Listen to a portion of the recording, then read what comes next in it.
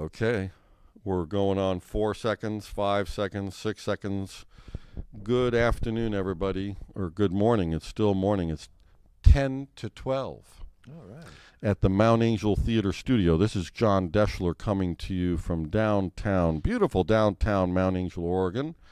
I just selected the logo and the auto scene switcher, so I'm going to watch that go to make sure it works. I am going to sit here and watch it segue. There it goes. Look at the camera and say hello. Hello, everybody. There you go. And that's my friend Peter. And here I am, John Deschler, and I'm going to, let's do this way. And I'll sit here. There we go. Good morning, everybody. It's me, John Deschler, coming to you from the stage of the Mount Angel Theater Studio in beautiful downtown Mount Angel, Oregon, which is a very small, historic, somewhat Bavarian, somewhat Catholic town in the countryside of Oregon, in between the two, one of the two main cities, Portland being the financial center and Salem being the capital. And it surprises a lot of people. I always thought Portland was the capital of Oregon. Exactly. Until I moved here. And I apologize, I said Oregon. Not allowed. It is Oregon. Let me just make sure.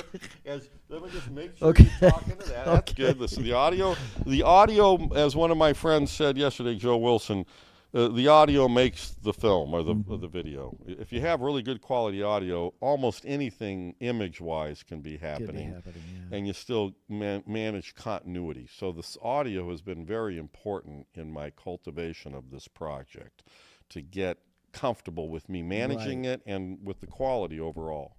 So this is Peter Prestipino.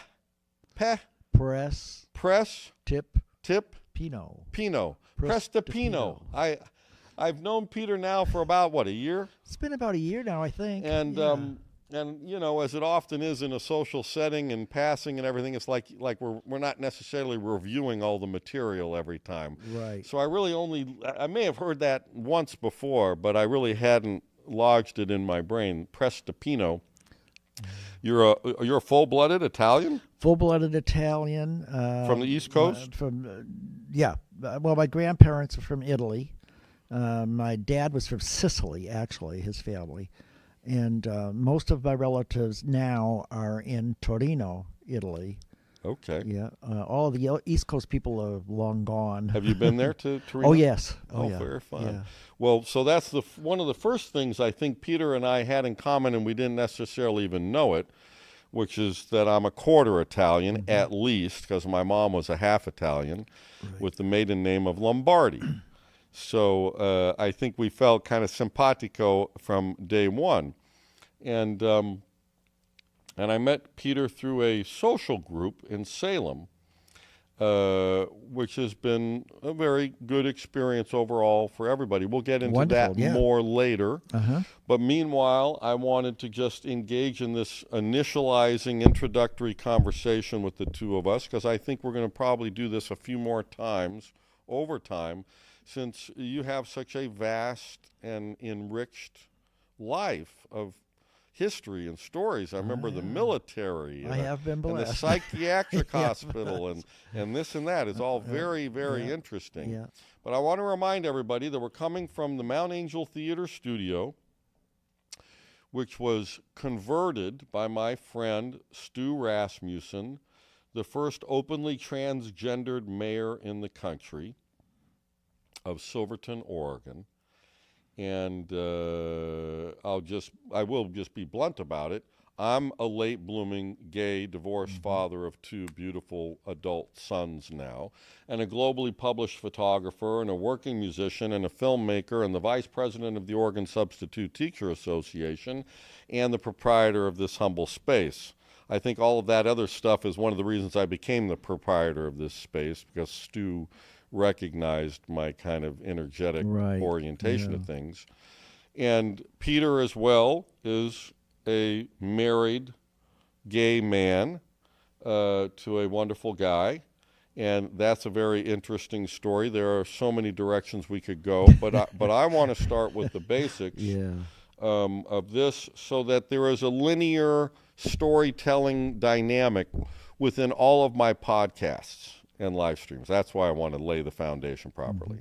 So you are now 80. I'm 81 years and you old. grew up where?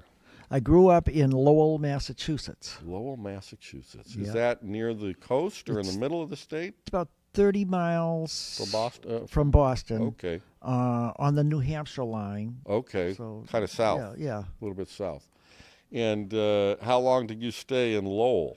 I stayed in Lowell until I graduated from high school at 17 years old, and was going through some. You got to remember, we're way back. What year in the is this? 60s, 1960. 17. You were 60. Yep, and being gay at that time, it was a mental illness. There was a lot of confusion in my head. I had a lover. And you had some girlfriends. And I had some girlfriends. I had a wonderful, I'll just mention her name, Shirley, who we were both somewhat obese, I guess you could say, and being picked on. And we just developed a very unique friendship that went on for a few years. Thank goodness. Yeah. I had a very, very good upbringing. My parents were very, very understanding and very, very supportive, but I still was dealing with a lot of this mortal sin. Any siblings? I have, yes, 2 brothers and a sister. Did you go to Catholic school. and church? Yeah. On I Sundays? was an altar boy. And what did your dad do? My dad was a boiler maker at a steel mill, Lowell Iron and Steel Corporation. The big steam engines that you see, that they used to see, I don't know. He welded those together? He built them. Yeah. Wow. I got a really quick and interesting story. Please do. Many, many, many years, I was probably in my mid-50s, my dad came to visit me in California. And I knew that he worked on the railroad trains building those engines. And so I took him to a railroad museum that I believe was in Northern California, if I recall correctly. Anyhow, they had a steam engine where you could go down steps and walk underneath the train and then come up and see from the undercarriage. And my father stopped dead as we were partway through it. He went, "Oh, my God, Peter, look at, I built this engine." Oh, and I went, my "What?" He says, goodness. "That's my signature engraved in the bottom of the tank." I had to tell you that story because it was one of the highlights of my life, that my dad was so excited that all these years later, and clear across country, there was an engine that he built. You're going out for a little weekend hang. Yeah. And a little Isn't tour. that cool? And you discover a train of the earlier era. Yeah, sorry to get off subject there, No, but it's just... all right, I'm pausing right now. Don't get mad. Nope. I'm posting our talk live. Okay. Live at Matt's, I'll say now. Now. And then I just post the link from the YouTube, and theoretically,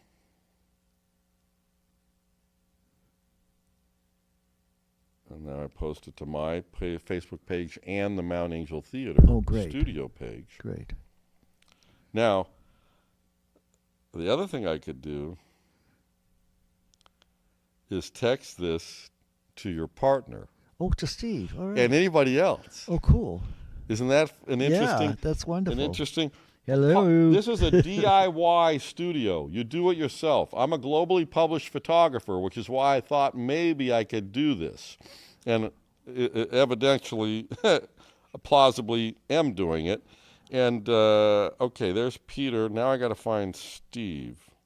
While he's doing that, I just want to quickly say, if you have not been to Mount Angel and seen this theater and what John has done with this theater, his artwork alone is spectacular, and it's posted on both aisles of the theater with an explanation of the artwork. It's really worth the trip to come, if nothing more, just to come by and check out this little theater and what he has done with it. It's spectacular. I'm so proud of John. I really am. Thank you for saying that, Peter. I really appreciate it. Why don't you go on now wait a minute. Let me ask you this. Since I just resaved your number in here the Yeah. correct way with your correct last name, Yeah. I may have lost Steve's number. Uh-oh. So tell me, do you have his number memorized? I have it written down in my wallet because I forget so it too. tell me his number. Okay, 503 Yes. 840 840. 4293. Oh, well, don't anybody call that. He's working 4293. All right, 840 4293. Yeah. And I'm going to call it and hang up on him. Okay. Okay. Oh, no. Now, that comes up with your name now. So What's his phone number? well, what's your phone number? 661-332. You did this earlier. You got the numbers are switched. I see. I'm 661-332. All right, so I did it the wrong Yeah, way. Yeah. All right, well, either way, I can. He'll get it. I'm going to text him right now this link so that he can see that we're just He's just going on his lunch we're break. just talking. He's just going on his lunch break too, so that's cool. I got to switch those names. Anyways, it's a crazy virtual world, and that's just the way it goes, folks. But at least we're posted onto Facebook. Right, good. And now Peter has, Steve has the link. So, okay, back to I want to get the broad scan and scope trajectory of your life story.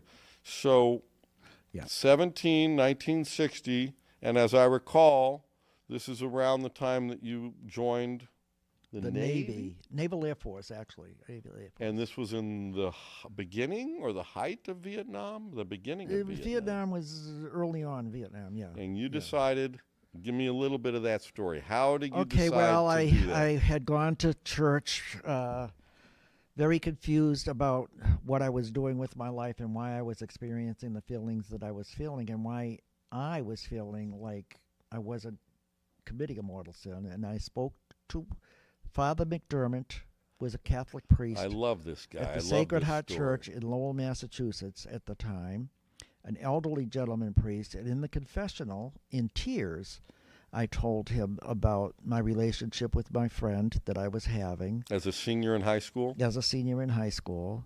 And I told him that I had this other friend who was a female friend that was impersonating as my girlfriend for the safety of protecting me from ending up in a mental hospital because I was gay.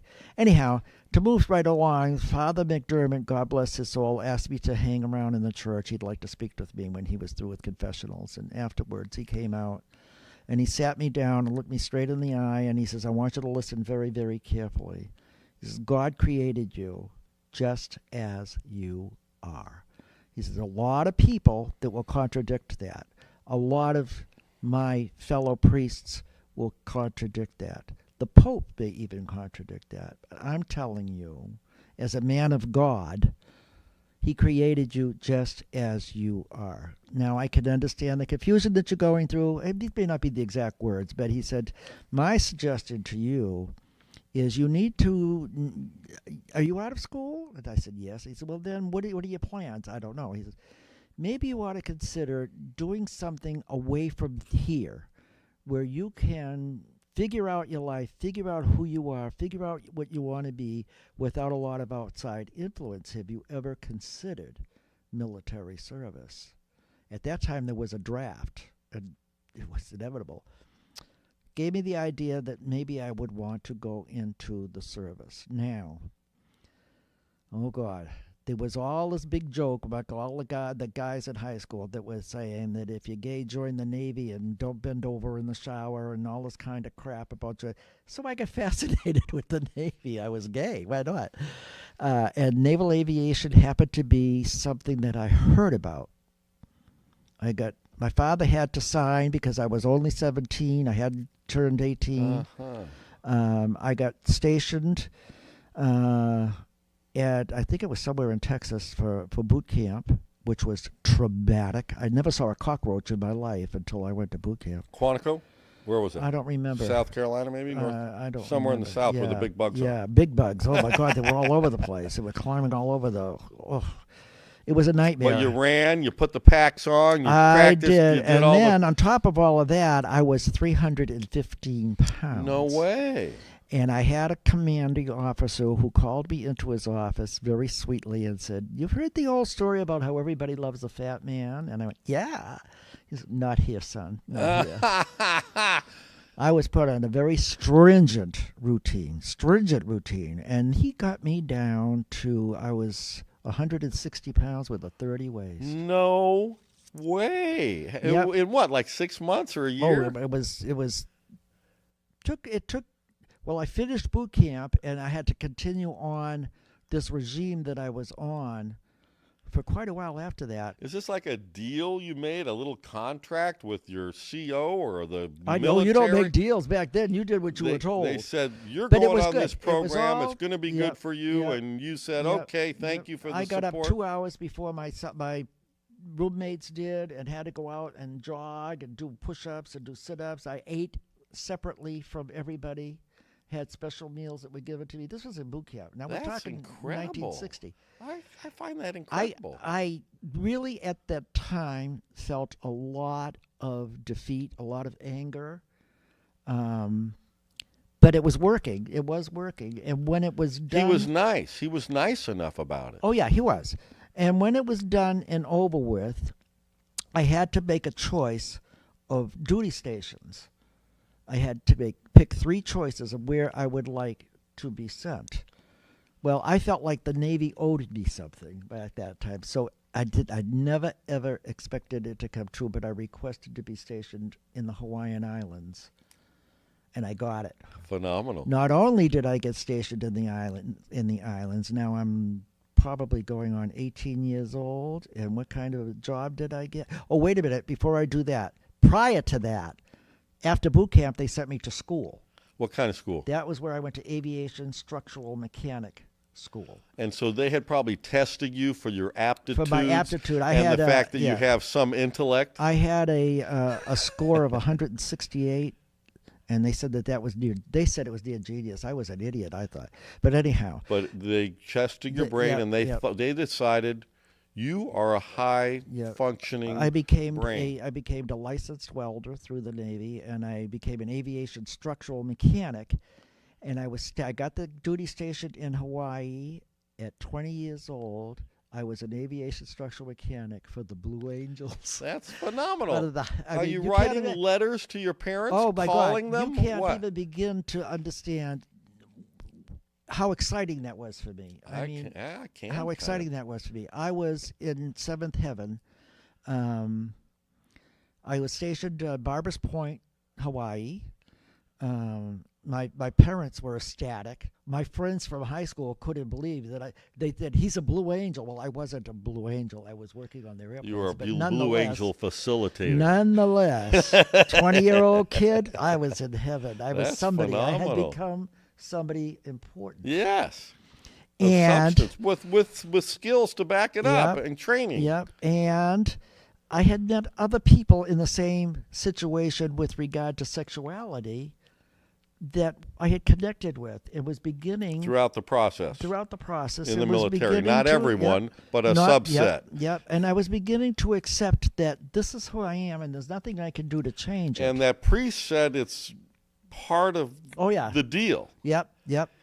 God didn't make any mistakes. Yep. Mother Nature produces a diverse set of life forms so that the plausible continuation can occur. Yep. I had days off that were my business, and I would go from Barbers Point into Waikiki and met friends in the local gay bar in Waikiki and enjoyed my time with them, and then went back to my life. Men from all over the country who were stationed there. Yeah. So that's what I did for the next. And how long did you stay in the military? I stayed for 2 full enlistments and was in my third. What's that, 8, 10? 2 years each. I did 4 full years, and then I was in my third enlistment. Somewhere along the line there, I met a man. Oh my! I met a man who happened to be an officer, who happened to be. I happened to be under his command. And he was married to a woman? He was married to a woman. Was he a major or higher? He was a lieutenant commander. Wow. Alex. I'll just say Alex. Okay. And Alex and I fell in love. And secretly, Alex and I had a relationship that went on for at least 2 years. May I ask you a silly question? Were you still 160 pounds? No. I was now back up. I was about 200 pounds now. I had put a lot of the weight back on as time went on. Okay. I kind of And you fell became into comfortable in your yeah, seniority and your prowess with the welder and all that. Okay. So at there was a certain point. I was there when President Kennedy got shot, and that was one of the scariest It was moments the year I was of my born life. in 1963. I was in the hangar, and they called us all off duty, and they advised us that the president had been shot and that we were all on standby. I think I was 22 then. 22. Like standby alert. That was scary. Wow. But at that time I was with Alex also at that time. He was new. We were flitting around with each other. Anyhow, a couple of years later, there was something. Alex's wife filed for divorce. That's what it was. And in the excitement of celebrating the divorce, I went to Alex's office and started playing around with Alex. Something we never, ever, ever, ever, ever did. Allowed to fudge that boundary. We got caught. Wow. We got caught. Alex was an enlisted officer an officer with an enlisted man. It was disastrous. I was discharged from the Navy at that point with an other than desirable discharge. Wow. Alex was given a court-martial, and I never seen or heard from him again. Wow, what a devastating story. So I got sent home. My father and mother reported to the family that I had suffered a nervous breakdown and was discharged from the stress of military life. Wow, and this is about 1964? This was 65. I was in psychiatric care for a while, and the psychiatrist was trying to say that I was gay because I was seeking a masterly, fatherly instinct that my father himself had never provided, which was pure bullshit. Excuse the language. That's all right. So anyhow, Wow. a short while after that, my sister, God bless my sister, and I love her to death, and she denies this to this day, but she had told me, she says, Dad supports you, Mom supports you, I support you, but you're creating an embarrassment with your lifestyle here in this small town of Lowell, which I was back in Lowell, and I think it would be smart for everybody if you got yourself an apartment somewhere else and live your life the way you want to without involving all of us. Okay, so now you're 25 or 26, something like that. I You am. have all this education and professional experience working at the apex of the aircraft and technological And I couldn't get a job. I tried to get a job because in of the this industry. of this record in the military following yeah, you. whatever Okay, it that's was, important to But anyhow, I denote. didn't. This is so strange, though. I kind of was totally understanding of what was going on and what was happening and what I needed to do. Again, I went back to Father McDermott's advice. I need to get out of here and get on my own and build a life for myself and not worry about Figure out what it is. Yeah. what it's doing to other people that I love. Right. And what it's doing to people that's really none of their business. Right, you know? exactly And right. I moved away. I moved to Boston, Okay. which was only 30 miles away, but so I you got could my own visit the place. family occasionally. I went to work for a company called Arrow Armature. We rebuilt armatures for cars. Ha! I met new friends in Boston. Dad knew every move I made. He would call me on my phone and say, "Last night you were at such and such a place. Peter, I would strongly ask you to avoid that area of town. It's not healthy for you." You're kidding. Yeah, to this day, he just He knew. knew Just people. knew He was an knew it. Italian Yeah, he knew who it. knew other Italians. Yeah. Isn't there an Italian part of Boston? Oh yeah. There's the North End. Yeah. Yeah. So I think I lived in the North I End. think that's how that happened. Now, but your father was supportive, but he didn't think it was going to be good for you to be hanging out in that so-called rainbow gay he was part of protective. town. He was being very protective, really. Anyhow, that's that's that. From then on, I became very successful in life. I went on to other things. Did you go into? Did you go to nursing school or something? I ended up in California. When and where did you do that? Oh my God! I ended up in California probably 8 or 9 years later. I don't know the exact time. Around 1970. Yeah. I was working at a little hospital in San Diego called Center City Hospital. And I was a nursing assistant. Okay. And I was on the medical floor, and they had a psychiatric unit. And every once in a while, because of staffing shortages, they would transfer me to work a day down in psych. And I was kind of fascinated with that because my mother was mentally ill. I grew up with a mentally ill mom. Wait a minute. What do you know? What's her? She had acute depressive disorder or something. She was getting shock treatments when we were Because kids. that's something else that we have in common. My mom, when I was very small, in around 1970, was diagnosed as a manic depressive. Yes, that was my mom. Yeah. So we have that. Yeah. Now we know even more. We keep Yeah. discovering some things that we have in common. Obviously, that played a significant role in both of our lives.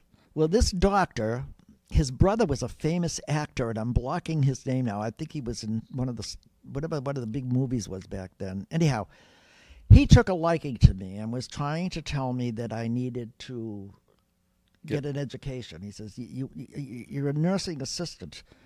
Have you ever thought about going into nursing?" And he kept after me Because on he this. recognized how bright you were, like the So, military had yeah, recognized it came how a bright point, you were. It came a point where he knew someone who recommended me for the psychiatric technician course at Grossmont College in San Diego.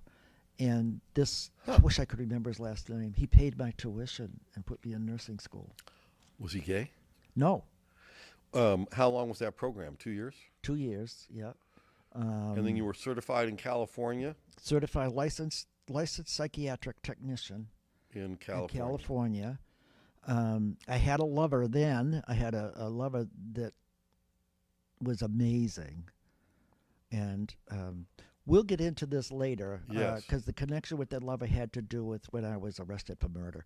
But that's beside the point. Oh, that incredible story. Yeah, we'll anyhow, get to that another time. I was in my final days of college. We were preparing for graduation, in fact, when I was leaving school one day. I worked 11 at night to 7 in the morning at the hospital, and then from 9 to 5 I was in school. Wow. And I was leaving school, and one of the clerks came out. She said, "Oh, I have a message from you. Someone called this morning and asked me to have you call home, said it was urgent." And when I got home, I found my lover on the floor, unconscious. And 2 days later, he died of a heart attack. And that was another horrible experience. I say that because in the long run, in the end, all of this trauma or whatever it was made me the person that I am today. Yes. I really, really, when I look back at my life and I think there were tragedies. Yes. I'm 81 years old. But every time there was a tragedy, the comeback made me stronger. This is crazy, but this is my true belief, And this is also through quite a significant part of history and the evolution of civil rights, gay rights, etc. in this country. The 60s was, in many regards, the thick of it. Yeah. And then when was Stonewall? Do you remember what year that was? Oh my God, I remember. Was that in the 60s or the 70s? Yeah, I think it was 60s, 70s, something like that. Late Yeah, 60s. yeah, I remember it. But so I don't this is remember right then. So there was a lot going on. You are in a fashion, not consciously necessarily, a trailblazer. Yeah. Trying to have your life, trying to invent your life in a sphere of reality that is shunned. For the most part, heretofore, prior in your childhood, the 40s, the 50s, the 60s, very difficult. So this is a significant time. Oh yeah, that this is all happening. And so I'll say it. Nelson Anthony Scaglione. I'll say his name because everybody's dead now. He was an Italian? An Italian, Oh. Cuban Italian. A Cuban Italian. And we had 9 years together. My goodness. And I had to fly him back to Florida. He was from Florida for his burial, and I was in the plane, and his body was under the plane. Wow. I was very traumatized. I'm never going to forget these things. These are the things Right. that you remember. Exactly. Delta Airlines. The stewardess was told that this young man's partner who died was On the plane. the body under the plane. And they applied, the stewardess had the seat next to me and sat with me, and she just, sorry, I get emotional She because was sweet? amazing. I don't know how I would have gotten through that. I'll never forget her. I don't know her name. I remember that with everything that was going on in my life, I was being comforted by a total stranger, to the point that I was grateful that I was able to bring my partner home to be buried with his family. I mean, this is the, In around these are 1970. yeah, and I mean, I don't. This is the only way I can explain my life. That my life has had tragedies, yes. Who hasn't? Right. But every time there's been a tragedy in my life, somehow I was gifted to have somebody carry me through it and carry me through it a better person. Does that make sense? Well, I would say, what do they call that? Like just a friendly human being that showed up at the right time. Yeah. Which I have this little theory that historically, over thousands of years, mankind's relationship to itself was dictated by other things. Yeah. Having to feed yourself, your clan, your family, being part of that, et cetera, et cetera. The point is, I like to use this metaphor, like imagine 10,000 years ago, maybe just at the dawn of the agricultural revolution, some of us are still wanderer-gatherers and hunters. Mm-hmm. And let's say you're in the Serengeti on a large sand dune, walking north, looking for your next meal or drink of water. And you see maybe a mile away, there's some other figure going south in that sand dune. What do you think the dynamic was back then in that circumstance? I have a feeling that the intelligent human beings back there recognized that that person coming from the direction of which I'm going might have information that is going to plausibly allow me to continue to survive. Yeah. And so maybe we're going to work our way towards each other in order to share information, because I might have some information I can tell him, that person, or him or her, or whomever, where the last watering hole is that I found. And in that, using our natural ability to communicate, gifted to us by a long evolution and a significant relationship with Mother Nature in 4 dimensions at least, was the best way, the best chance you would have in improving your chances of surviving would be to communicate. So that, to me, is the metaphor, in a way, of what I'm trying to do here. Very humbly, in a very modern... And you are, in a very modern context, is us sharing real, authentic, honest, mindful conversations. In real time. You and I are real time. We're not in Zoom right now. And we're just using the portal of the web to share it more broadly. And again, I think because of what's happening in modernity, where we're handing these so-called smart machines to our children way too early to live in a flat screen, 2 dimensions, only X and Y, with 2 thumbs, is the wrong move. I agree with you. I have to agree with you totally on that. My belief is that that's the wrong move. So they don't learn how to socialize with each other. Not only that, but even like imagine kicking a rock on a sidewalk or on a trail, or grabbing a stick and pretending it's a sword or whatever you might do, a magic wand. You know, these are things that we had. That's the stuff we could do Yep. because we didn't have all this stuff. We had a wire into the wall with a phone that you could use as a tool to contact grandma and say, we'll be there at 5 for Thanksgiving or whatever. Right. And we had the car and we had our bicycles, but we had people who were older than us, and I'm combining us a little bit Right, yeah. age-wise, but in our lives who were born in or raised by people who were born in the 19th century.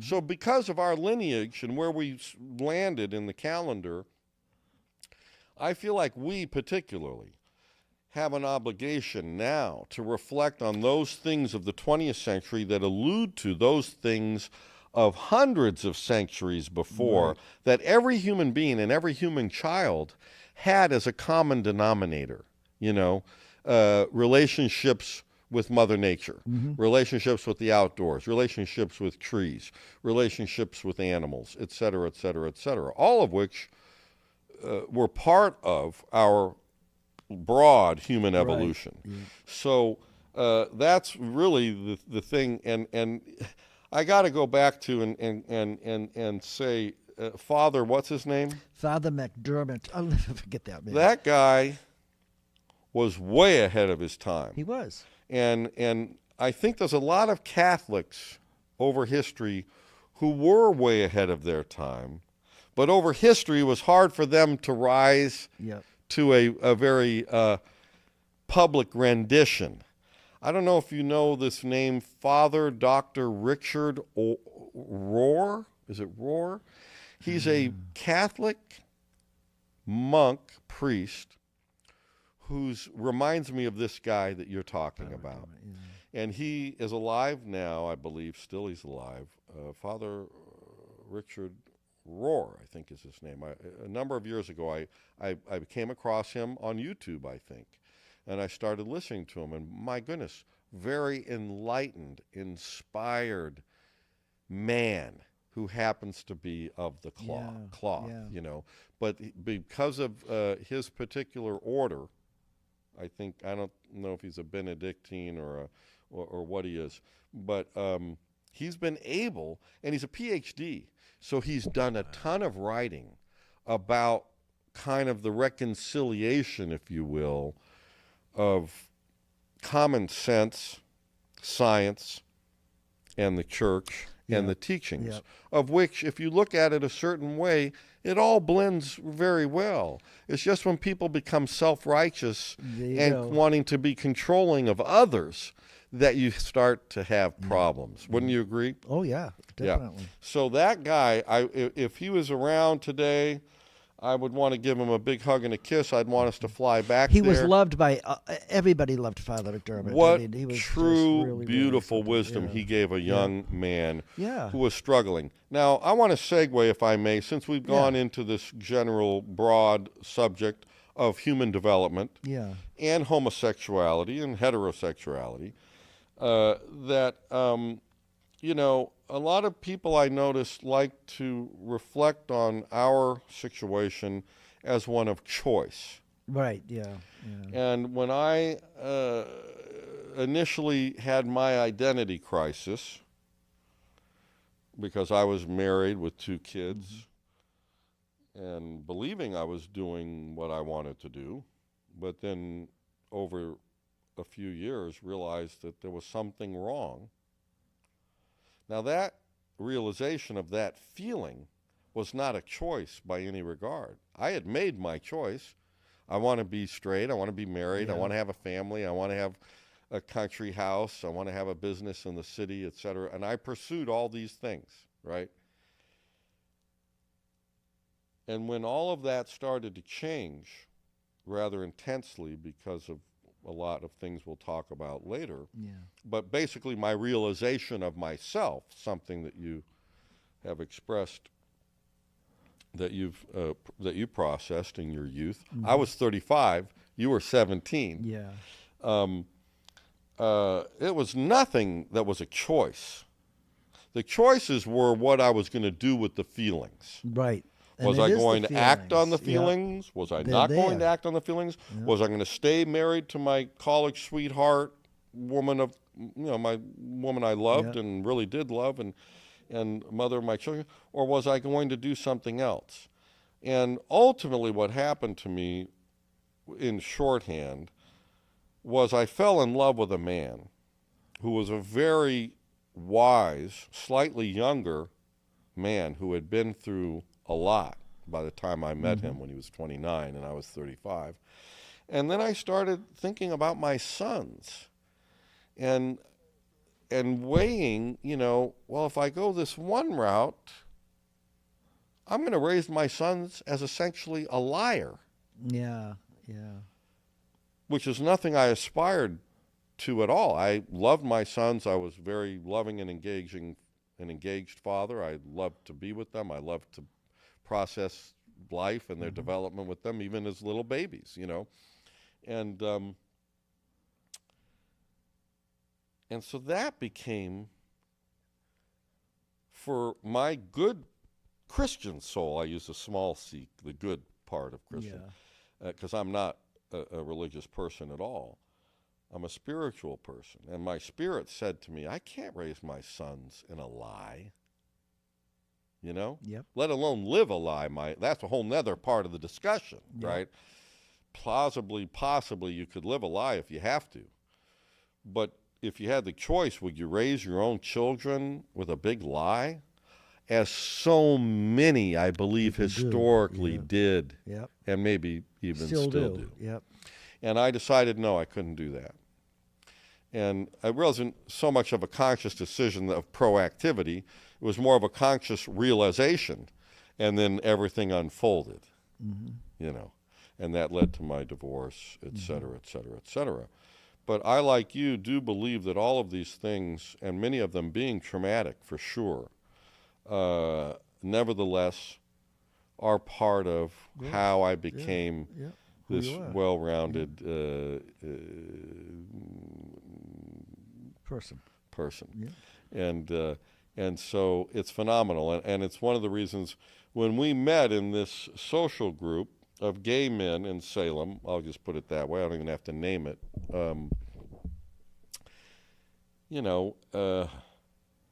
I did immediately feel some affinity for you and with you, that our ability to have rapport was somehow easier and going to be easier.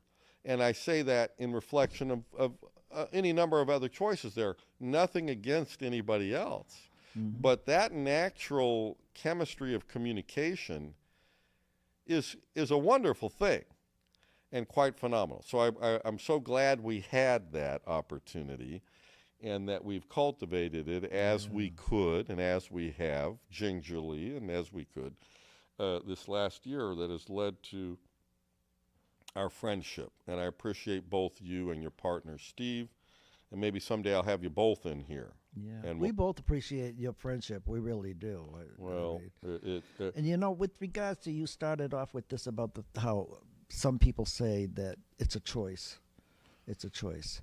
And when you say it's a feeling, those same people would say, no, it's a curiosity of what has been implanted into your mind through society, through the media, through this. Well, I'm going to tell you right now, at 12 years old in Lowell, Massachusetts, which is not much different in the 1950s, than Mount St. Angel. In the 1950s. I never even heard the word, homosexuality, it was queers.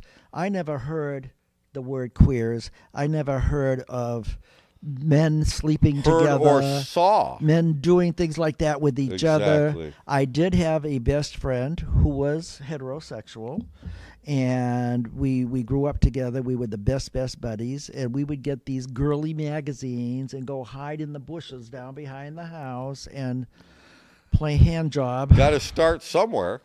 Play hand job, and at the time, I didn't really quite realize, but I was always checking my friend out and getting excited when he was getting to reach, and I just thought that was an old thing.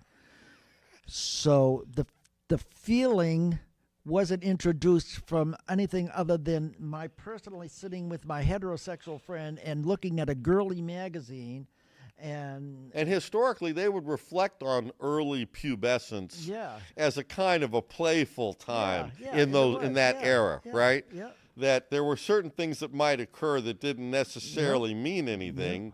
They were part of you becoming a larger male human being.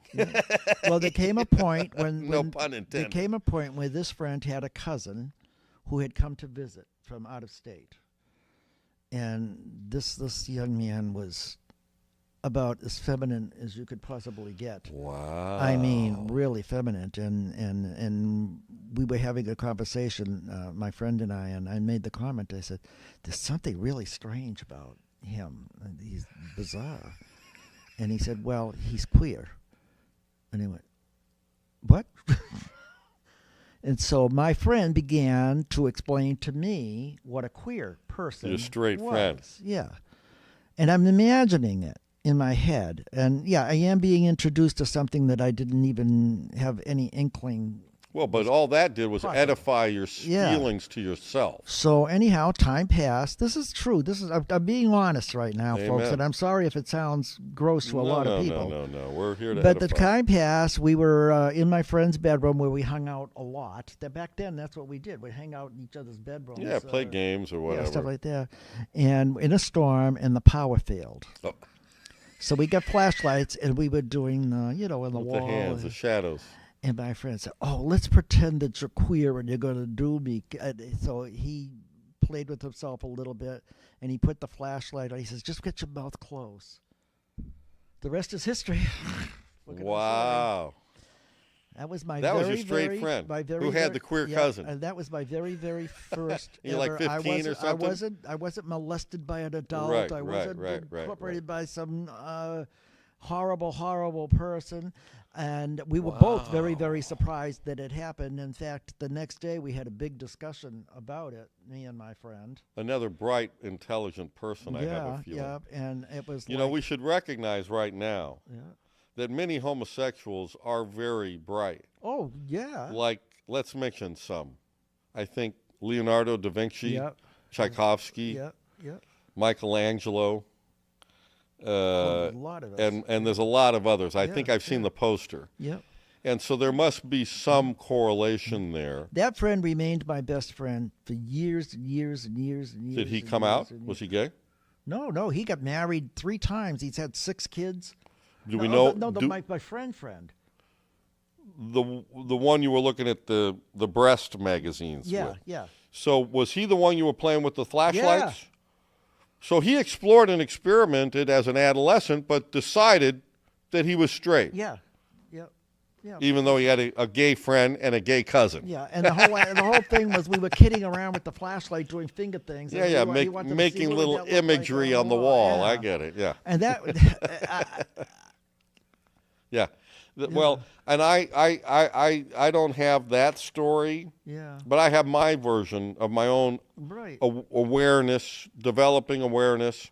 And I'm not going to go into it now. I think we should do this again late at night. Yeah, and have a PG-13 or I get carried away with because an R version. This thing with the choice is what I get carried away with. Oh. Who would choose? Who would choose? To become an outcast, basically, and we're talking 60s, 70s, 80s, even Exactly. 90s, outcast of society. Exactly. Well, then the whole AIDS if thing. you're going to do it, you're going to do it hidden from the world and not put it out there where very it's difficult. public. And there's so many people out there in the public who I think still don't understand it. Yeah. You know, my mom was divorced when I was 7, and later on she finally started dating, and she liked tall men. Yeah. So she had a preference, Yeah. a taste. Yeah.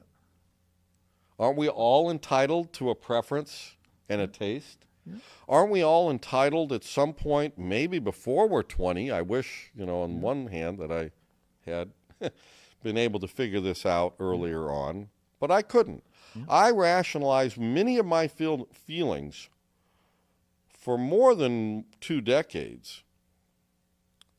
Well, I have the same bisexual tendencies as every other straight person has. I did that. That's how I massaged my brain to negotiate everything I was feeling. Isn't that wild?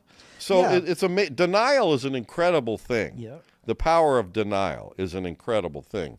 And I think it happens when people rationalize things, as opposed to just feeling and processing honestly and openly and authentically. Yeah. Which again is what I wanted to And, model just here. as a heterosexual individual acquires a taste of who they want to be with. Yeah. Same with the Exactly. homeless. I have a taste of the man that I want to be with, or the man that I want to spend my time with, or the man that I want to have. I'm not looking with. at every Tom, Dick, and Harry in the street and Exactly. saying, "Oh boy, I Oh, want they're that." gay, so they sleep with anybody and everybody. Which is what they think. It's And ridiculous. It's not true. I Not have true. a taste just like any other. We just all like do. you as a heterosexual have a taste for what you prefer. So do I. Yeah, and me too.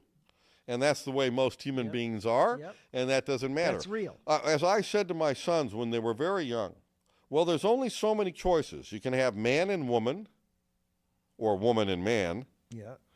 You can have man and man. You can have woman and woman. Yep. Or you can be alone. Those are the choices I was That's the covering truth. about 25 There you years go, ago. yeah. Now we have to add one or two other categories. But that's okay. That's for those people, Yep. right? Yeah.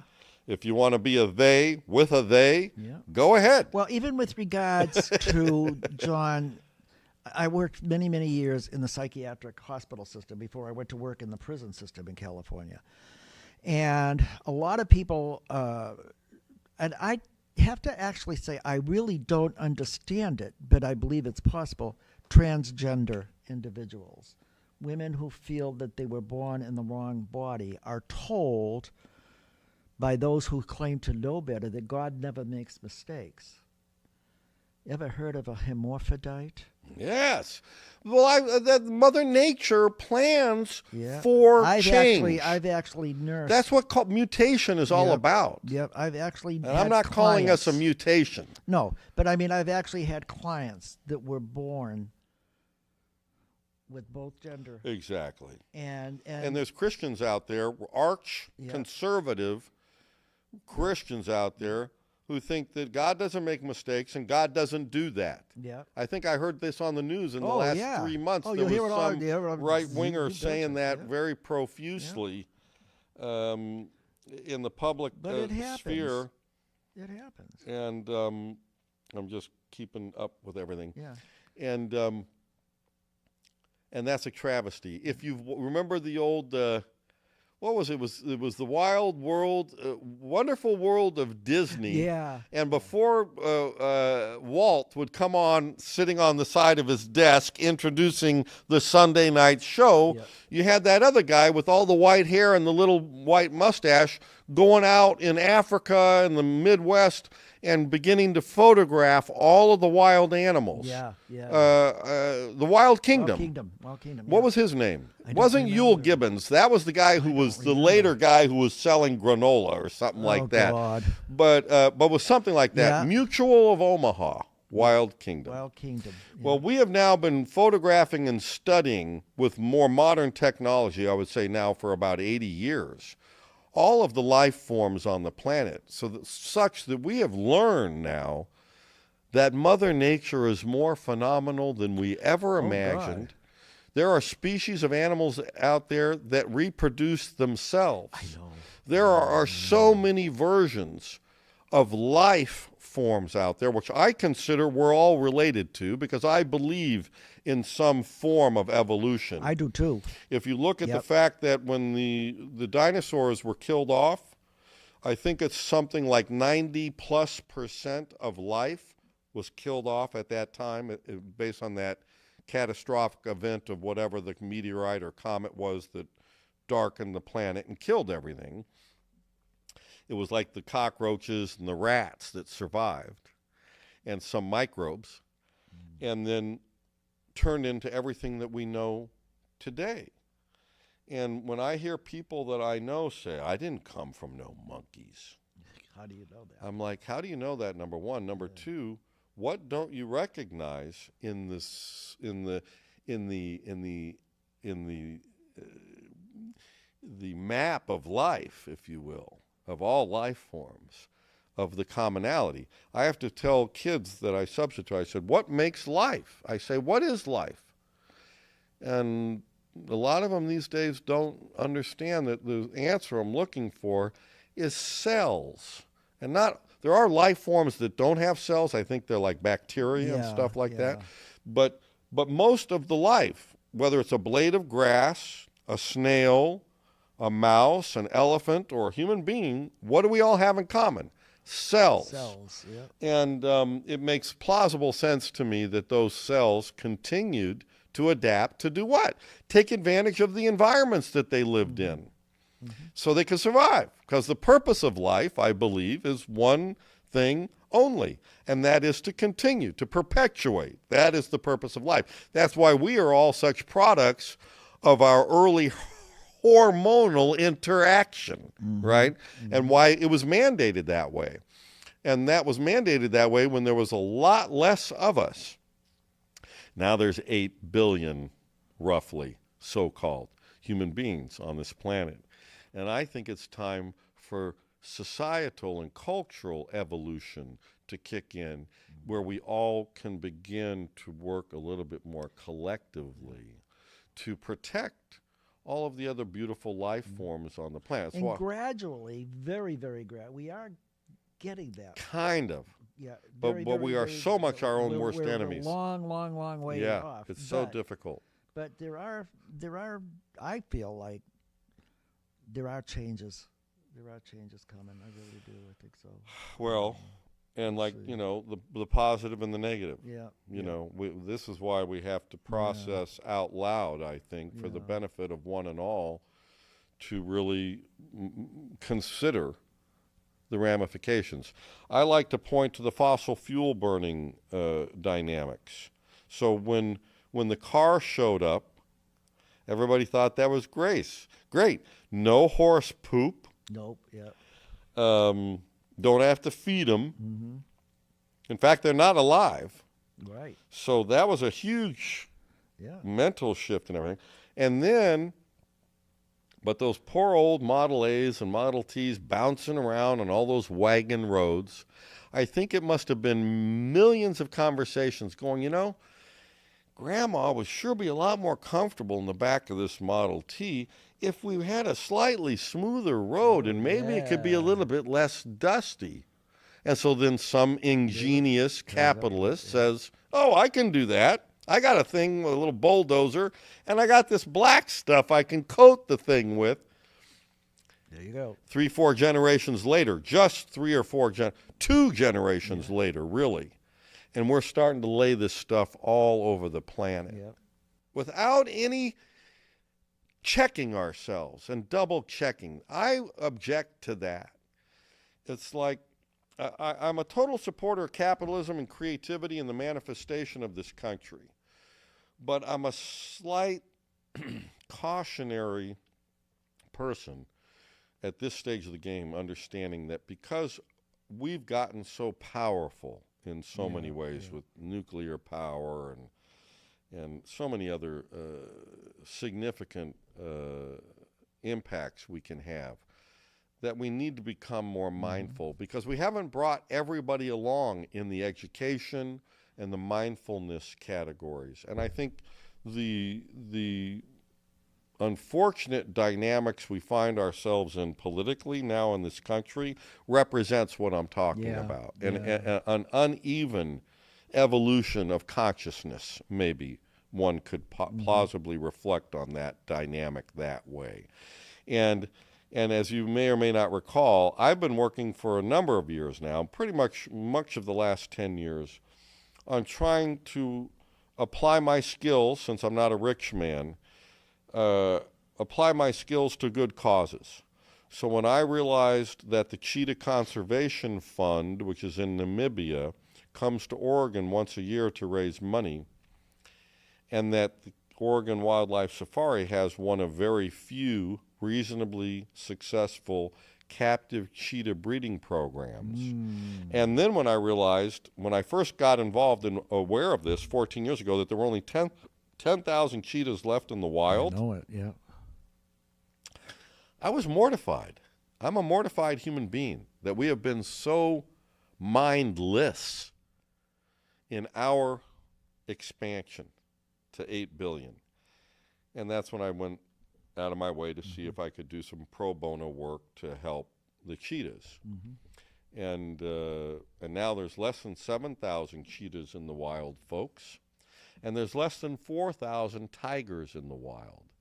And to me, these are like landmark species. They're really beautiful, incredible species. It's estimated that in 1900, there were over 100,000 cheetahs in the wild.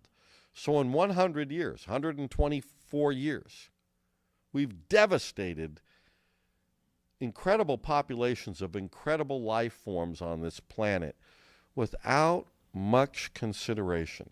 Now, there's always good people out there trying to do the good work, i.e., my friend Dr. Lori Marker, the PhD director, executive director of the Cheetah Conservation Fund out in Namibia. You know what the number one, she's made a ton of positive work, by the way, in this regard. But you know what the number one problem still is in the declining cheetah population in the wild? Take a guess. And I do this in classrooms that I sub in. And it's good for the kids because it makes them think. Yeah. They'll say poaching, or they'll say hunting, or they'll say this or that. It's Taking their land, taking their... That was, in the last 125 years, a big culprit. That is to say, the human-wild interface. Yeah. But right now, they've made tons of roads, and I'm not going to go into it all, but you can go to ccf.org or cheetah.org, I believe, are the websites, and you can discover much of the work they've done to minimize these problems. But there's one that they're still having a major problem with that is still putting the population of cheetahs in decline. 3 words, don't forget it, everybody. You'll recognize it when I say it. Illegal pet trade. Oh, illegal pet trade. Rich, narcissistic human beings who say they see, oh, it's so cute when it's a little baby. I want one. And then it grows up.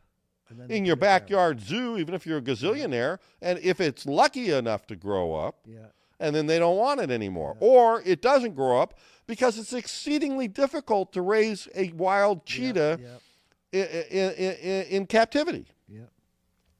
And so, to me, that's the representative story of the worst parts of our humanity. This narcissistic side of all of our, we all have it. It's part of why we were able to survive and become so strong at 8 billion strong. But that's just horrific now. So therefore, some rich dude somewhere, maybe Saudi Arabia, maybe China, who knows, says, I want one. So what's he do? He throws $50,000 or $100,000 at somebody who goes and throws $25,000 to $50,000 to somebody else, who goes to somebody else maybe in Africa, because that's really where they all are now, the cheetahs, that is, and says, I'll give you $5,000 if you can find me a couple of baby cheetahs. Well, what do you think that does? That makes a poor goat farmer go out and maybe shoot a mama cheetah and grab those 2 or 3 cubs and sell them for the profit. That's what dictates that dynamic that happens right now, you know? And that's informed my other, forgive me, I'm going on a little bit. That's okay. I got a follow-up. I'm going to finish. My theory, my contemporary theory in the last year that I worked out is the 3 C's. Our comfort and convenience, fueled by cash, is what has created this whole paradigm of narcissism, because it's in the people with all the power and the money's best interest to make us all want what they have.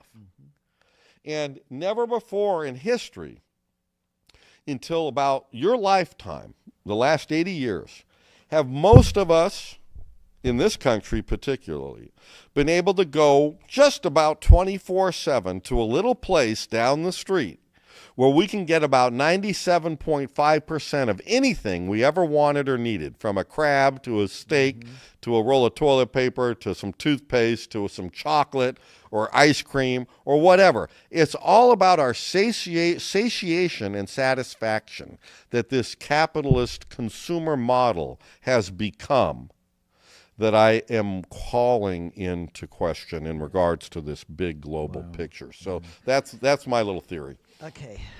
What did you want to follow up with? Listen to what I'm going to say now. There's this little theater in this little town that is very, very conservative, not really big on a lot of attraction, that a lot of people would want to come running here to check it out. Once a year, they have this Oktoberfest, which is huge. There's a sausage factory down the street that sponsors all of this, and it's big, big, big. Well, they got the beer garden. Now, yeah. If I were to say to you, oh, there's a little town in Oregon that has a little theater that's empty and it's not really in use yet, but there's an artist that has that theater, and he has some of his works on display in that theater, and it's quite interesting to go check it out. It's kind of an interesting fella. He's got a lot of interesting information. I came into this theater the first time, and I got the tour of all of the beautiful, beautiful artwork on the wall, and there was a photograph that this man took of a cheetah, and I questioned the photograph, and I received an education like you just received. Just like you just received from this school teacher here, who also happens to be a magnificent artist and musician and everything else. That alone makes it worth the opportunity to come and check out this little theater here in this little town, and you'd be surprised what you'll walk away with. I'm sorry. I have to give you that compliment, because this is one of the things that I love about you, is that every time I meet you, I'm getting educated to some things that I never would have before. He has an exhibit in Portland. I had. And he had. For 2 months. And it was every Wednesday in Portland. And so one day he asked me if I would like to come and assist him with people that were coming in to his exhibit. And it was an exhibit of his artwork, and each piece of work had a history that every person who came in, John personally walked from artwork Just to about. artwork to artwork and gave them a little history lesson on what was behind. This guy's amazing.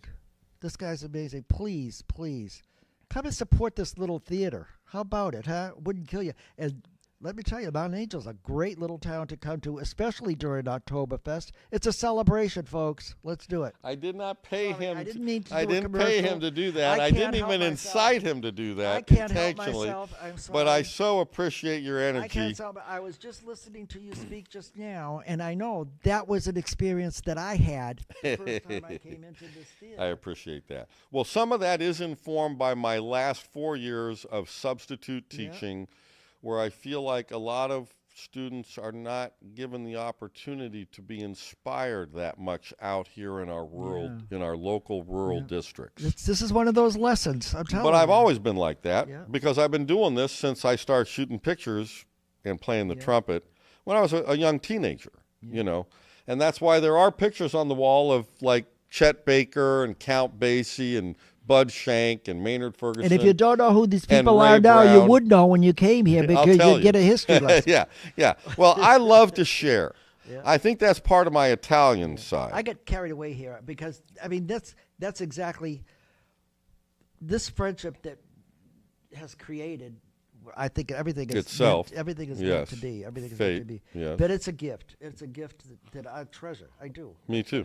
And I appreciate you so much for saying it out loud. I wasn't going to go there, but now that you did. I couldn't help it. I'm sorry. But now that you did, I will say. Well, no, I'm not sorry. I am not sorry. I will say that during the Oktoberfest, I will have at least some of my work up on the walls. Some of it always is up on the walls. I may have a dear friend who was the Portland Business Journal photographer for 27 years and traveled doing photographer for Habitat for Humanity around the world. My friend Kathy Cheney, she's on podcast number 1. I did it 2 weeks ago. And she may be bringing me some work to put up on one of the walls. Yeah. But at this juncture, I want to segue, since you've also provided a lot of positivity and support, of this incredible God, yes. background piece. Yep. And I'll remind you, I may have told you before, but I'm going to remind you Tell while I'm them. reminding them, that this wonderfully hand-painted canvas with acrylic paint, I believe it is, 10 by 16 feet, is the largest canvas that my friend John Simpkins, I believe, ever painted on canvas. And he is an incredible guy, an incredible artist, and just a wonderful, loving spirit. And I'm going to give his story briefly. Yeah. He grew up in Northern California. I grew up in Southern California. He's between our ages. He's about 72 or something like that.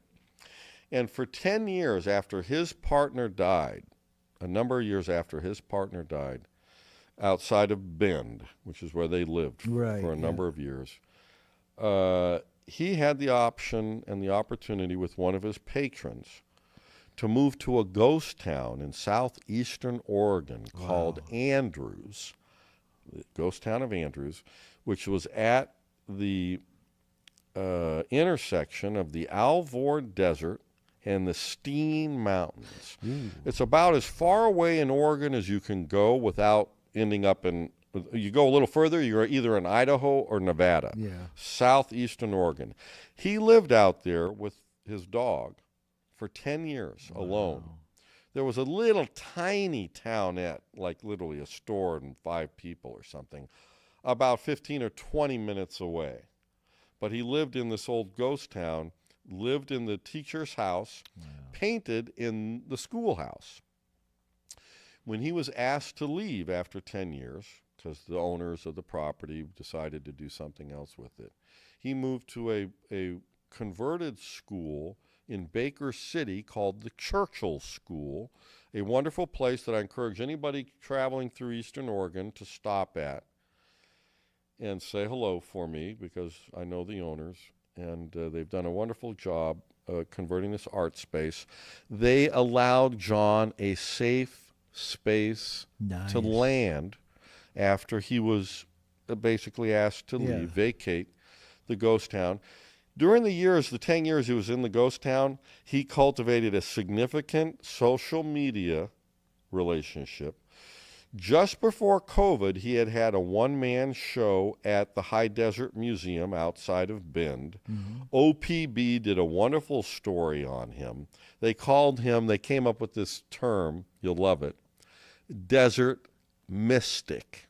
Oh, nice. And he painted and paints just this wonderful, I call it so many different things.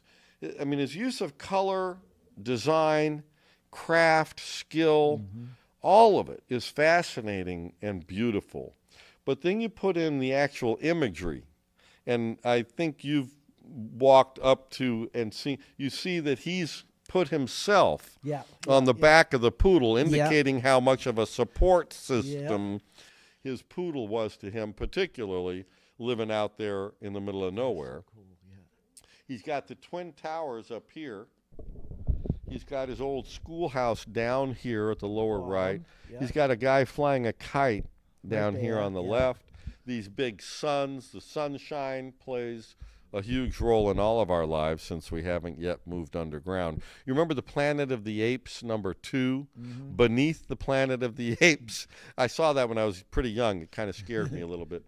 But anyways, John Simpkins, I thought it was a travesty that he wasn't that happy in Baker.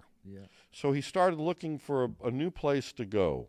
And his relationship, reinforced with the 10 years in the Andrews, southeastern Oregon, became so high that he couldn't really handle being in the town. So he began searching very early on in Baker City for another place to go. And this was in the early COVID period, 2021-22, I think, is when he moved to Baker. And I would talk to him, every couple of weeks or something on the phone for an hour or something and process where we were and what things we're doing. And he was looking all over the country. And I thought it was a travesty that Oregon was going to let him go. And we did. Wow. And he ended up in one of the Amanas colonies in Iowa. I don't know if you know anything. I didn't know anything about them until he started telling me about them. They're like an old, like an old world colonies that were created in the 19th century by, I think, some Germanic people, but I'm not sure.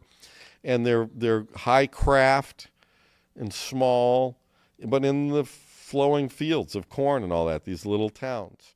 And he bought an old granary, about 3,000 square feet, roughly the size of this theater, and just moved there, sight unseen. I mean, he saw it online, but he's turned it, and he's loving it because he's surrounded by Mother Nature. He's got a garden and this and that.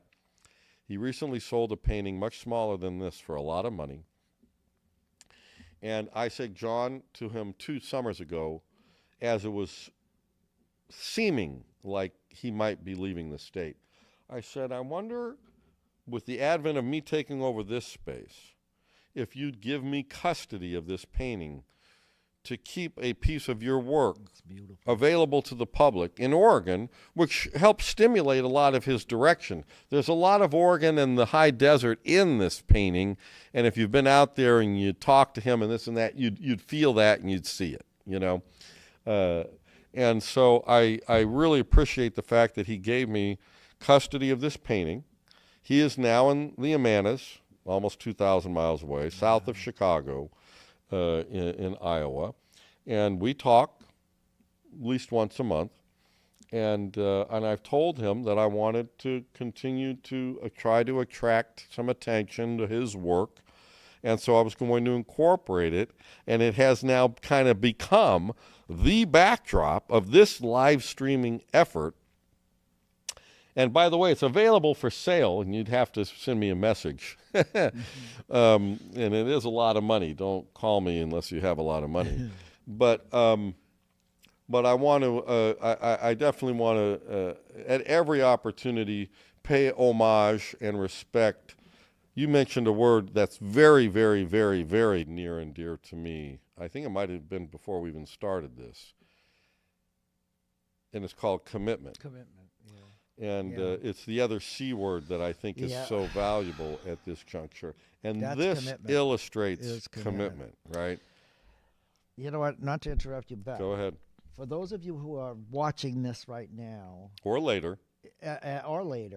again, this is another reason why it is so interesting to make this little trip to this little town.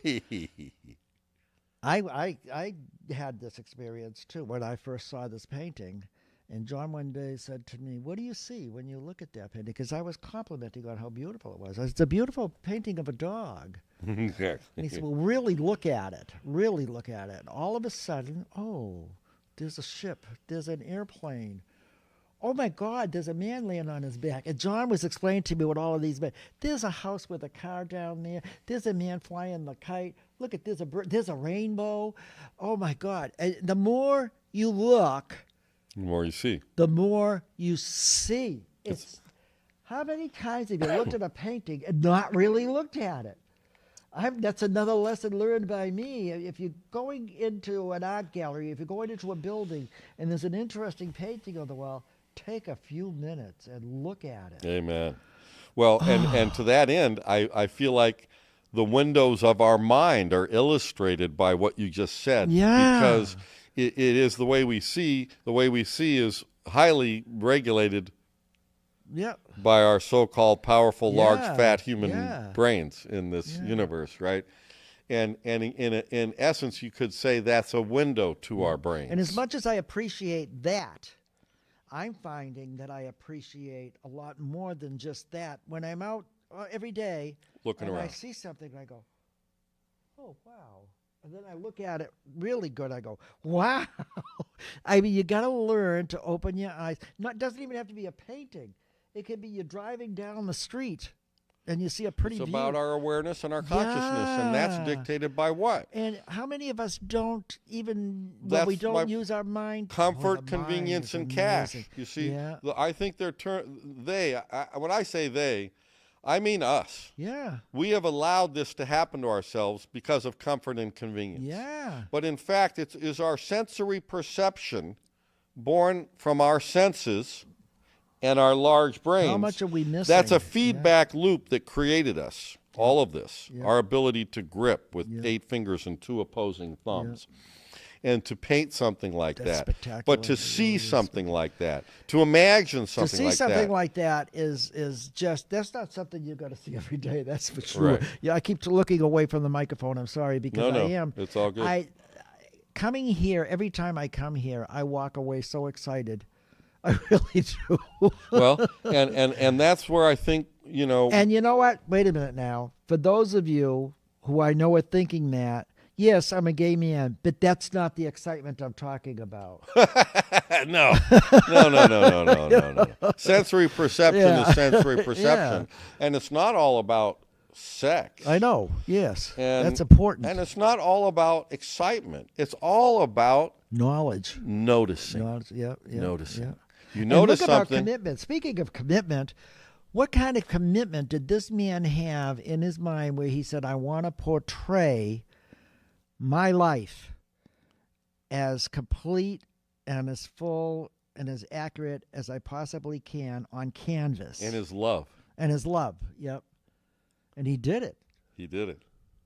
That's right. He did it. I see. This is what happens when I come here. Oh Lord, thank you, well, thank you. I'm all about being mindful, and I'm all about expanding all of our potential. Yeah. And I know that when I engage in intelligent conversations with you, with him, anybody really, it allows me to go to a higher level of awareness and consciousness and understanding about myself and the universe, and of course our beloved humanity, but really all of life on the planet. So that is what I'm trying to propagate and perpetuate here at the Mount Angel Theater Studio and Matt's TV, this new podcasting live streaming effort.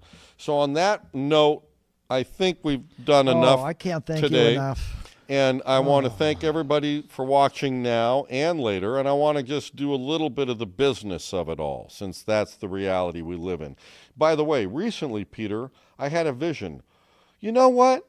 Mankind could have chosen to base society on music. I know. But instead, we chose to base it on money. Profit.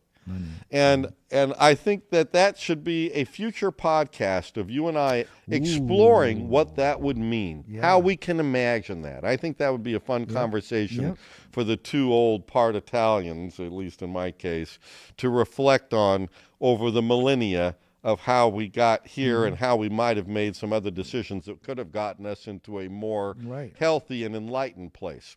But please like, thumb up, subscribe, share what we're doing here. If you think you're brave enough and mindful enough, send me a message, come on down and engage in a live stream with me.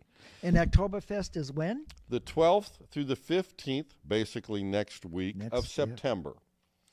And I say if you're brave enough because this is a risk. There's a risk in anything you do when you step out. And so I'm taking a small risk, although the front door is locked today, although I am right across the street from the police department, and their cameras do show the front of my building. So anybody trying to do anything against me will be caught. Let's just put that out there. One other thing I'll point out is, and it's a good thing about this thing about money and money and money. We don't have a lot of money. We're just like anybody else. I'm on Social Security and Medicare. He's struggling to maintain this beautiful environment as a substitute teacher. Right, perpetuating the mission. It's all about, like he said, commitment. He is so committed to the arts, to this theater. Higher brain function. Passionate perspectives. Really and truly. Informed, passionate perspectives. So please support anybody like us, anywhere out there, any artist anywhere, any musician anywhere who has the chutzpah to get out and do it and share it. Because what we're doing in this society is we are sharing individually much less, with all being filtered through this, our mouths, our satiation, et cetera, et cetera. So support the arts, support education, support children with love and emotional support. And when you have the opportunity and if you have the ability, please support me here at the Mount Angel Theater Studio. You can go to my website, mtangeltheaterstudio.com. You can talk to me on this YouTube page. You can send me an email at johndeschler@gmail.com, and you can go to one of my websites and get that. You can show up here and ask anybody in town how to find me, and they'll probably be able to tell you. Most of them have my phone number. And I just want to be a response to an organic, individualistic, mano-a-mano, authentic response to that kind of corporatization of the capitalist dynamic that has been so profit-driven that seems to be malfeasant in the manifestation of our society moving forward. And it doesn't have to be that way. We would all have to just say, no, we don't want it that way. We want it this way. And then we could affect some positive change in those matters. There's a full schedule on the internet of your outline. There is a schedule that I need to update, but on my website. But it has a lot of the lists of the people who are going to perform, but it doesn't have the schedule. Thank you for reminding me. Okay. Again, I do it all. The reason why I bring that up is that he's got all kinds of films. I can tell him. Guests. Let me tell him. So I have a full program. Thank you for reminding me. Yep. And I need to put it on the website, so I'll try to do that before I go to bed tonight. And it's all going to be here. It's all going to be here as just an addition and alternative to the standard Bavarian fare that's right outside here. And all the great food and beer and wine and papa bands. I won't have any papa bands in here. Who do I have? I have live performances and original films. We have the Portland Lesbian Choir, who I heard about 3-4 months ago, and they're phenomenal. They're over 100 strong. We're only allowed to have 115 in here. So I'm going to probably have a contingent of about 15 to 20 of them and an accompanist. They perform on the Saturday. I have the First Congregational United Church of Christ on the Portland Southwest Park blocks. Very beautiful historic church. Their choir is also coming that Saturday. I have a wonderful sleep doctor opera singer out of Salem who's going to sing opera in here on that Saturday. Puccini and other wonderful. He's incredible. On the Sunday, I have my friend Merrick Woods Harris, an incredible classical music composer and pianist. He's going to come play some of his original sonatas. Wow.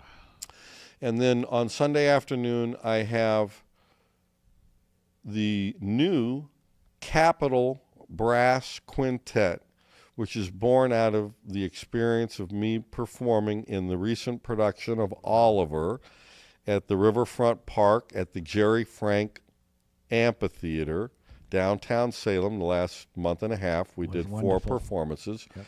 And I've got my fellow brass musicians, a wonderful bass trombone player, Eric, a wonderful French horn player, Ben, and a wonderful other trumpet player, Brett, and his son on trombone will join me to close the offerings of the Oktoberfest here at the Mount Angel Theater, Sunday the 15th at 4 o'clock.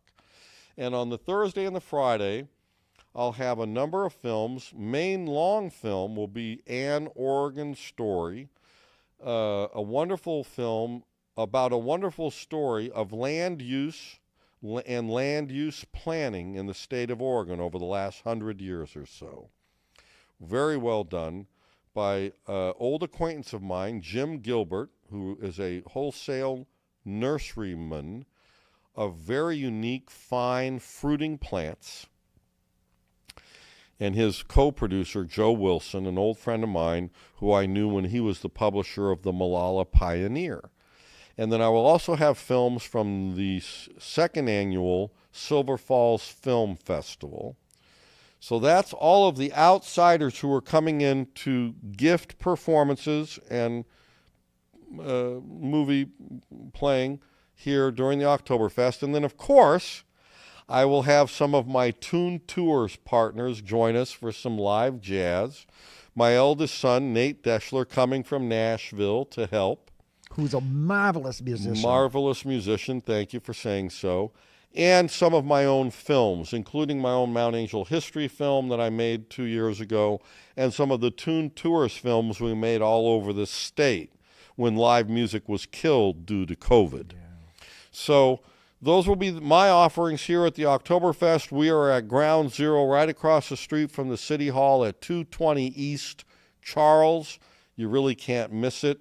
It's catty corner to the gazebo, where they will run the chicken dance probably at least 20 times a day, which I enjoy a little chicken dance myself, not 20 times a day, but I do enjoy it. It brings back memories of my little sons when they were in kindergarten, first grade, doing the chicken dance, and so cute and dear.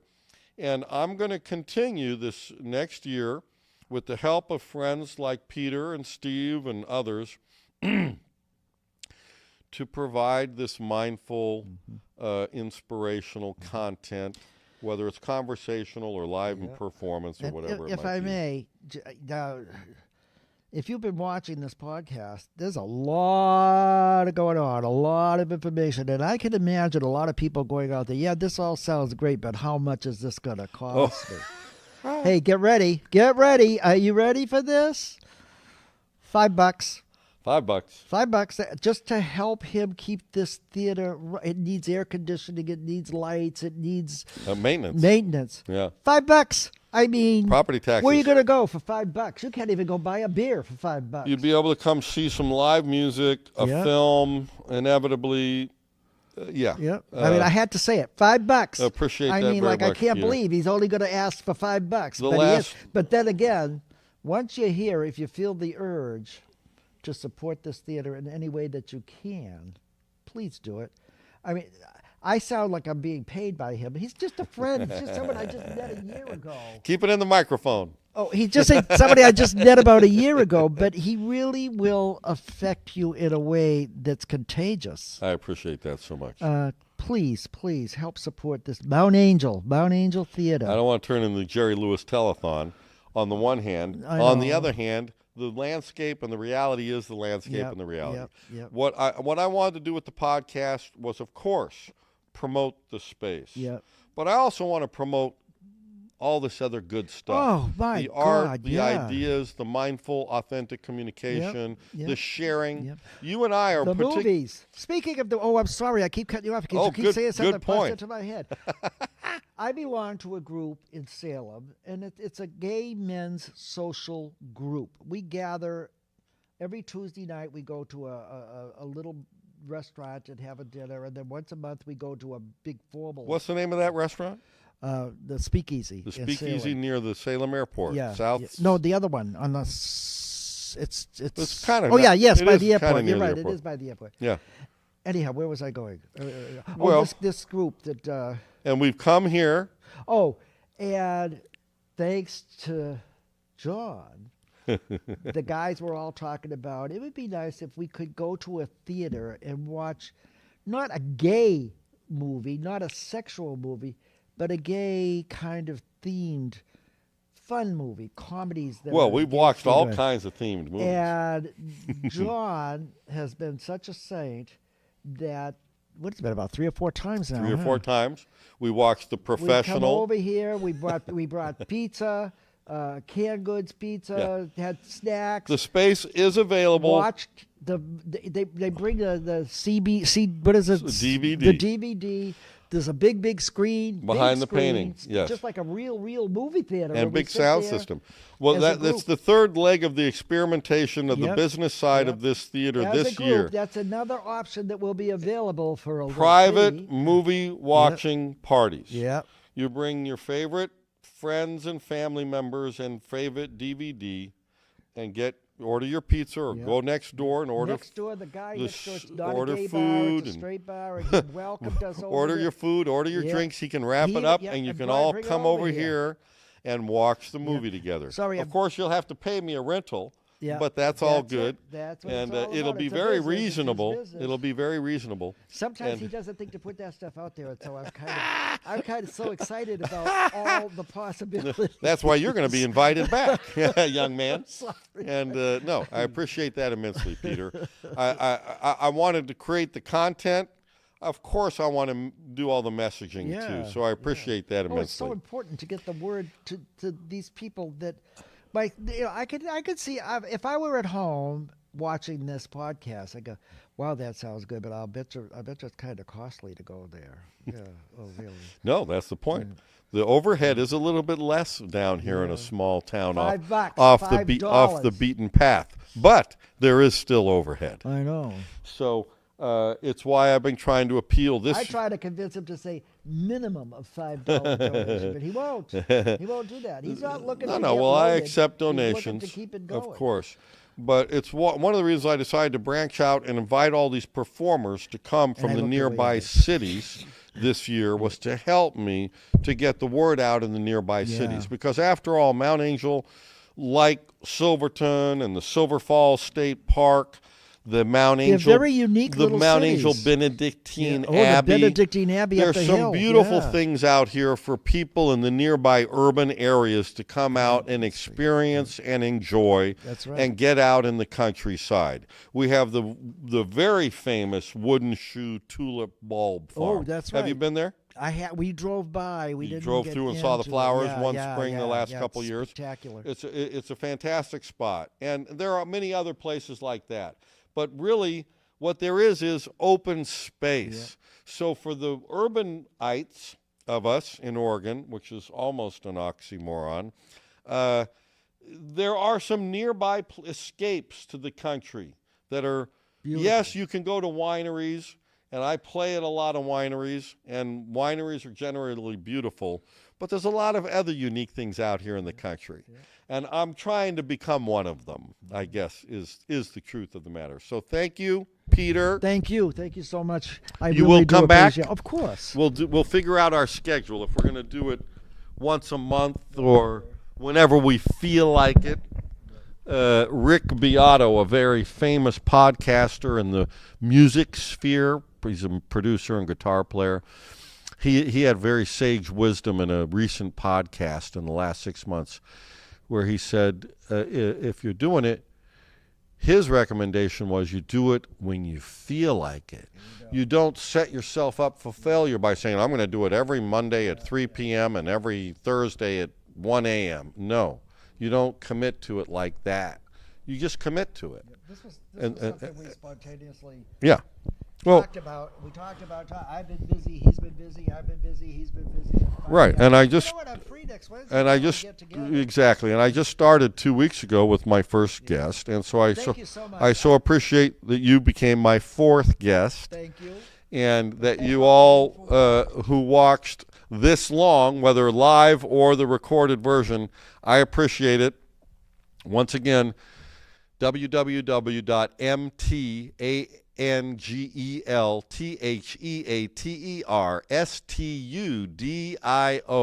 www.mtangetheaterstudio.com is the website, and you can Google me and find me anywhere. Very comfortable, all padded, cushioned seats. We have 100 seats here. We can do live shows, movies, Lots of antique. weddings, really birthday parties, whatever you decide to do, we can do. And I'm going to keep doing it even if you don't decide to come do it here, because one of these plans and ideas, I hope and believe, and I forgot to remove your jacket. No, well, I'm just saying it was in the picture. So, Sorry about that. I so threw it on the floor. I meant to take it off of there quite a while ago. But again, as the producer, director, interviewer, proprietor, it's tricky to keep it all moving. And but now we'll have a shot without it, so that I can grab that if I need it when your phone was ringing. That's so funny. So I'm going to sign off, which means I have to step over to the laptop over here and shut down the podcast. So once again, thank you everybody. Thumbs up. You can Venmo me at Toon Tours, by the way. That's at Toon Tours. You can Venmo. And I'm going to go to my closing screen of my logo. And I'm going to sign off for today. I think we went over an hour today, Peter. It was very good. And we managed to keep it moving forward. And so I'm so glad. Everybody, please leave a favorable comment, subscribe, like, and I'll see you. I think tomorrow I'll be back with the Honey Lady. Bye-bye. All right. Well, I can't thank you enough. That was so enjoyable. It really was very enjoyable. I loved it. And I got to get going because I got to get home and feed Mama Local and the dogs and then get ready to head